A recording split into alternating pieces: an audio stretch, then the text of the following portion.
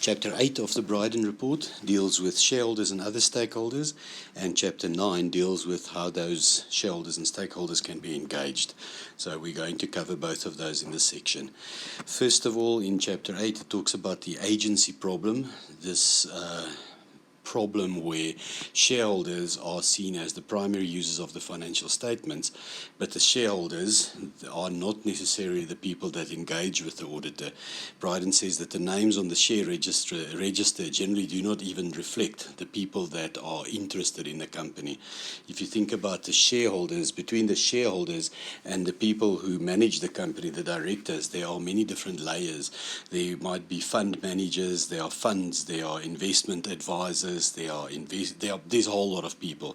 So it's very complex, the relationship between the users of the financial statements and the auditors. And then if you take the shareholders is one group of users, then the so-called stakeholders go even wider than that. Brydon lists creditors, lenders, potential investors. That's primary users of the financial statements. But then you can go even wider and look at the regulators. Some even include employees, suppliers, customers.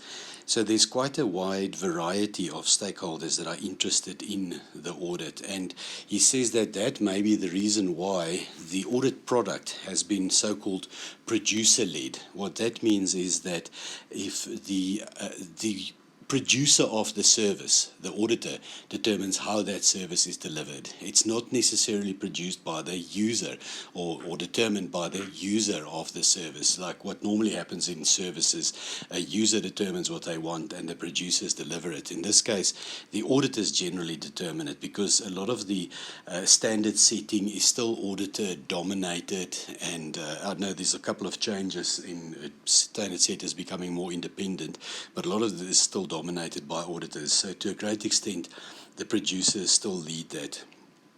Then Brydon turns to asset managers. And he says that asset managers are the people who determine where the money is invested. But it also seems like they are not necessarily giving enough focus to the audit, enough attention as it deserves. He refers to research that shows that asset managers and asset owners rank audit and assurance quite low out of the categories in importance of the information that they are looking for. So asset managers don't even give it that much attention. He believes a lot more can be done to ensure that shareholders, including asset managers, have the opportunity and incentive to engage more meaningfully. Then, as far as the stakeholder group is concerned, he refers to Section 172 of the Companies Act in the UK that requires the interests of stakeholders to be reported in a stakeholder report, or it's called a Section 172 statement that explains where the directors are required.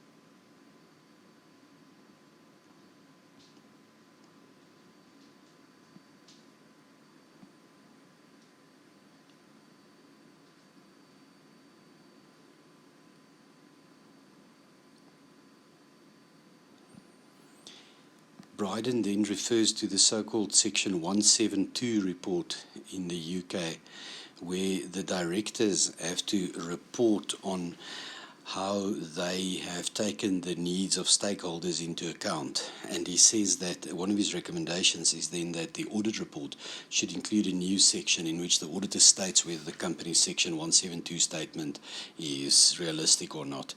So yet another thing that the auditors must report on. Interesting, he then says that auditors may be tempted to set standards on how to report on the Section 172 statement.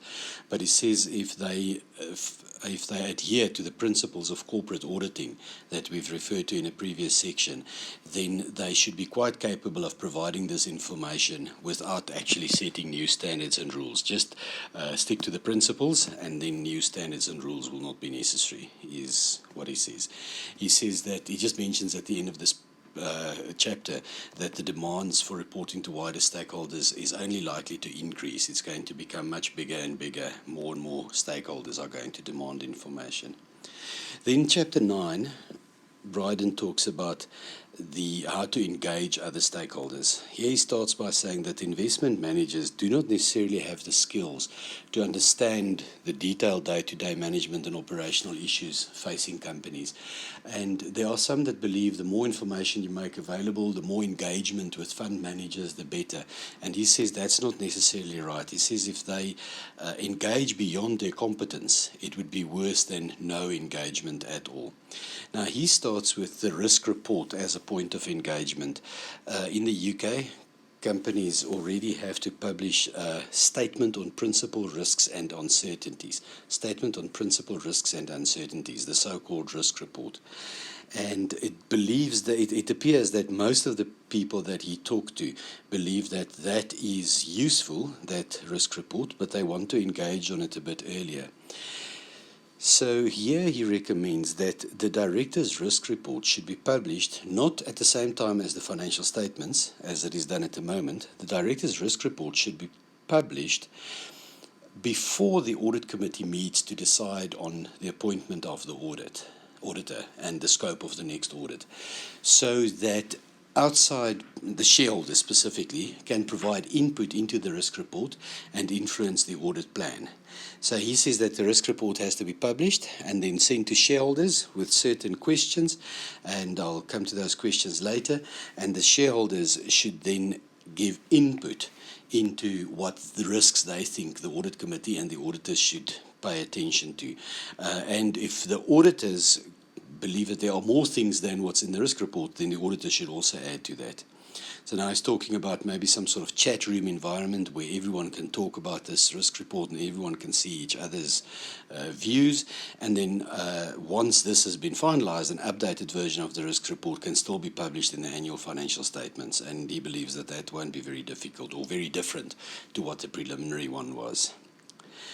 The risks would then be, or the requests for risks to be addressed would then be given to the audit committee, and the audit committee would decide whether they would ask the auditor to look at these things or not. If the audit committee decides not to look at it, they must give reasons in the audit committee report why they did not look at it. So that raises the whole question of whose audit plan is it? Does the auditor own the audit plan, so the auditor can decide, or does the audit committee own the audit plan, or does it now even look like the shareholders own the audit plan?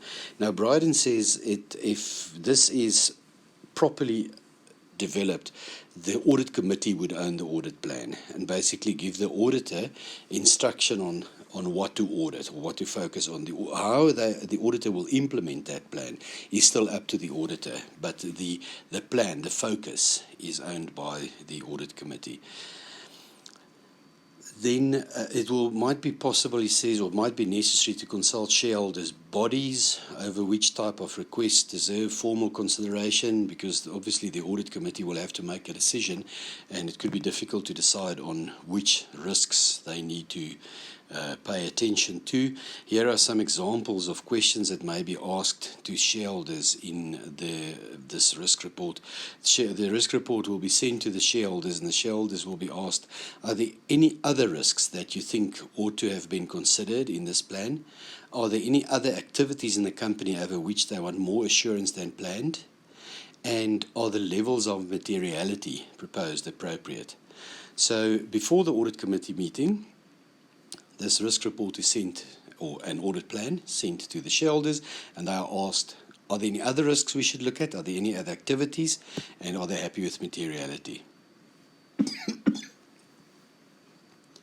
Brydon believes that this approach will ensure that it doesn't happen like has happened before in Carillion's case, for example, where the company collapses and then the shareholders come back and say, but they've always known about this and nobody did anything about it. It will then provide an avenue to the shareholders to invite or to influence the audit plan.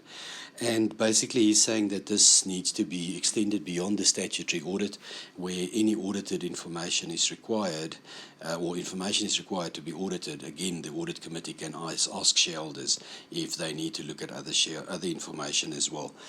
What is encouraging is in paragraph 9.3, he says that he doesn't want the audit to be used as an excuse for less rigorous decision making. So the audit mustn't be the last or the only stop where everyone can just make whatever decisions, and the auditor will still find the mistakes and will find the information and will make sure that the right information is found. He wants to avoid that. He wants to make sure that the culture is that get it right the first time. The audit report must be the last resort. The other reports that go to the shareholders must already be right. It shouldn't be necessary for the auditors to fix it. He believes that this is going to be fixed by letting the shareholders decide on what needs to be audited. The policy being, or the principle being, that the shareholders pay for the audit, so let them decide what they want. Then he turns to audit fees in 9.4, and there were two things that he says surprised them. One is that it looks like management still acts as the negotiator in terms of scope and fees with the auditor. Management negotiates with the auditor, not the audit committee.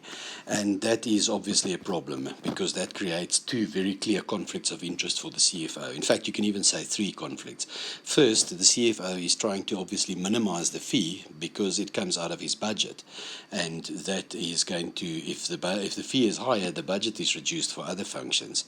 Secondly, if he can minimize the fee, he can minimize the amount of checking that is going to be done on his or her own functions. And lastly, it could be a small aspect, but audit fee impacts on profit, and profit is going to be can be used for incentive compensation. So there's clear conflicts of interest if the CFO gets involved in managing, in negotiating with the auditors. He refers to some disturbing academic evidence, and we've seen a few research studies in the United States that infers that auditors are punished where they have been stricter in their assessments. Auditors, I've seen studies where auditors are fired, are replaced when they are too strict, or where their fees are limited because the auditors are too strict. The auditors that report less are the auditors that are treated more favorably by management, and that's clearly just not right. So he recommends that the laws should be changed, that first of all, audit fees should be shown on the face of the profit and loss account, on the face of the income statement. Audit fees must be shown on the face, but it must be shown like the dividend after the reporting of net profit. Some have complained that that could be an issue with IFRS, and he says that he recommends a standard audit qualification. We'll have to discuss if it's even necessary to have a standard audit qualification, but basically what he says is that, like dividend, audit fees must be shown below the line, so it is obvious that it's part of the cost of running the company, not part of the overheads, not part of the cost of sales, but it's a cost that's incurred by the audit committee. And he says this transparency can only help to cleanse the relationships and improve confidence. He also recommends that the audit committee chair should be delegated to negotiate the fees for the relevant audit work. The negotiation must be through the audit committee chair. The board then as a whole would agree the budget for the audit committee, the assurance budget within which the fees would be included. That should include all other work that the audit committee wishes to have performed. Then another surprising trend that he has noticed, and this is true in practice as well, is that the audit fee is typically negotiated by the engagement partner. And that is also not right, because obviously the engagement partner also has a conflict of interest where if the audit gets difficult and the audit fee is limiting, then it could be difficult to pay as much attention to all these areas as necessary. So he then recommends that audit firms should establish an independent fee-setting function that will make their decisions separately from those conducting the audit. A separate, maybe an audit fee committee that determines audit fees, and not the audit partner himself or herself. Turning to general meetings, he says that general meetings provide an opportunity that are currently not taken to ask auditors questions. So he says that general meetings are not necessarily as functional as they should be, but they are there. They are necessary, and they need to be continued with, but they need to be improved. For example, he says it's already expected in the UK that the Audit Committee Chair will attend the AGM and respond to relevant questions. He believes that the relevant engagement partner, the senior statutory auditor, should also attend. And where there's been a modified opinion, the Audit Committee Chair should make a direct comment on that. His next recommendation is therefore that a standing item be added to AGM agendas. Questions to the Chair of the Committee and to the Auditor. Standard item. Questions will now be asked to the Chair of the Audit Committee and to the Auditor. Then he says it's time also for the users of audit, the investors, to step up and start creating a well-structured body with a formal link to the regulator so that they can tell the regulator what they want to see in an audit and how it needs to be improved. There are some loose bodies, but it's not really working at the moment. It's time for them to step up and to structure themselves so that they can also be heard. Something like an investors forum or investors association or someone like that. And then lastly, he makes a recommendation that the auditors themselves may also wish to organize themselves into something like the US Center for Audit Quality, and that is something like in South Africa what's happening with SAPTI at the moment, where the centre or the body is funded by the public company auditors, and that is a body that is funded by the auditors but separate from the auditors that can assist with promoting audit quality and engaging with all the stakeholders further and more productively.